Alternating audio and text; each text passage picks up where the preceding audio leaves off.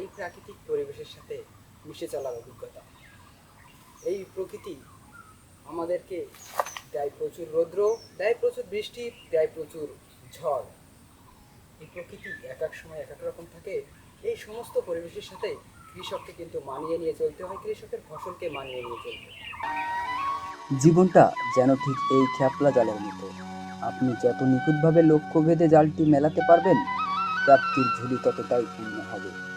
মনে রাখবেন, ধৈর্য আর সঠিক সময়ের অপেক্ষাই কেবল পারে জালের বড় মাছটি আটকে দিতে।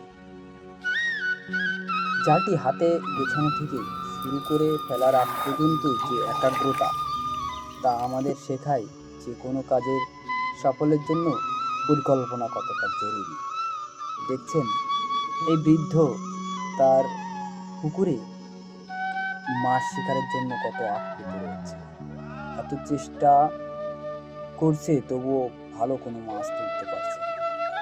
তো তার এই চেষ্টা একটা পর্যায়ে ঠিকই তার সঠিক লক্ষ্যে পৌঁছে দেবে। তো জীবনকে গোছাতে হলে, জীবনকে পরিবর্তন করতে হলে অবশ্যই আপনার চেষ্টা এবং অধ্যবসায় আপনার সাফল্যের চাবিকাঠি হয়ে দাঁড়াবে। ধন্যবাদ।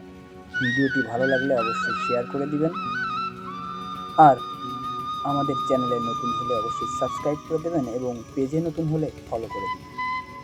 ভালো থাকবেন। পরবর্তী ভিডিও দেখার নিমন্ত্রণ রইল।